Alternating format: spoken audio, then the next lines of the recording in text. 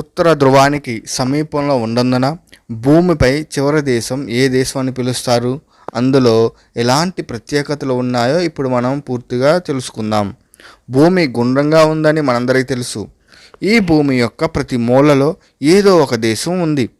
ప్రతి దేశం దాని సహజ సౌందర్యం వల్ల అందంగా ఉంటుంది. కొన్ని దేశాలు వాటి చారిత్రక కట్టడాలకు ప్రసిద్ధి చెందాయి, మరికొన్ని వాటి సహజ దృశ్యాలను ప్రసిద్ధి చెందాయి. మీరు ప్రపంచంలో అతి పెద్ద మరియు ధనిక దేశాల గురించి విని ఉండవచ్చు, కానీ భూమిపై చివరి దేశం ఏది, అది ఎలా ఉంటుంది, దాని గురించి ఇప్పుడు మనం పూర్తిగా తెలుసుకుందాం. నార్వే ఇది ఈ దేశానికి చివరి దేశం. భూమి తన అక్షం మీద తిరిగే ఉత్తర ధ్రువానికి సమీపంలో ఈ దేశం ఉంది. ఈ దేశం చాలా అందమైన దేశం, కానీ ఇక్కడ రాత్రి అని చాలామందికి తెలియదు. ఉత్తర నార్వేలోని హెవర్ఫెస్ట్ పట్టణంలో సూర్యుడు కేవలం 40 నిమిషాలు మాత్రమే అస్తమిస్తాడు. అందుకే దీనిని అర్ధరాత్రి సూర్యుని భూమి అని కూడా అంటారు. 40 నిమిషాలు మాత్రమే చీకటిగా ఉంటుంది మరియు మిగిలిన 23 గంటల 20 నిమిషాలు నగరం వెలుగుతో ఉంటుంది. ఇది వేసవిలో ఇక్కడ ఘనీభవిస్తుంది. ఈ దేశంలో చాలా చల్లని వాతావరణం ఉంటుంది.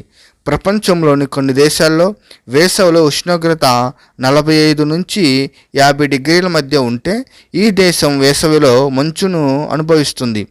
ఈ సమయంలో ఇక్కడ ఉష్ణోగ్రత 0 డిగ్రీలు, తీవ్రమైన చలిగాలిలో ఇక్కడ ఉష్ణోగ్రత -45 డిగ్రీలు పడిపోతుంది. ఇక్కడి అందం ఒక్కటే భిన్నమైన ప్రపంచాన్ని సృష్టిస్తుంది. ఇక్కడ వేసవిలో రాత్రి ఉండదు. ఉత్తర ధ్రువానికి సమీపంలో ఉండటం వల్ల ప్రతిరోజు ఇతర దేశాల మాదిరిగా పగలు లేదా రాత్రి అనే తేడా ఉండదు. దీనికి బదులుగా ఇక్కడ 6 నెలలు పగలు మరియు 6 నెలల రాత్రి ఉంటుంది. శీతాకాలంలో సూర్యుడు ఇక్కడ ఎప్పుడూ అస్తమించడు, కానీ వేసవిలో సూర్యుడు ఇక్కడ ఎప్పుడూ అస్తమించడు. ప్రపంచం నలుమూలల నుండి ప్రజలు ఈ దేశాన్ని సందర్శించడానికి వస్తారు, అయితే ఇక్కడికి ఒంటరిగా వెళ్ళటం నిషేధం. ఈ 69 హైవే భూమి చివరలను నార్వేను కలుపుతుంది. ఈ రహదారి ప్రపంచంలోనే చివరి రహదారి. మీరు అక్కడికి చేరుకునేటప్పుడు ఎక్కడికి వెళ్ళాలో మీకు తెలియదు, ఎందుకంటే ఇక్కడ ప్రపంచం ముగిస్తుంది. మీరు ఈ రహదారిపై వెళ్ళాలనుకున్నా ఒంటరిగా వెళ్ళటం నిషేధించబడింది. ఇక్కడ పెద్ద సమూహం మాత్రమే వెళ్ళడానికి అనుమతి ఉంది. ఈ రహదారిపై ఎవరు ఒంటరిగా నడవటానికి లేదా ఒంటరిగా డ్రైవ్ చేయటానికి అనుమతించబడదు.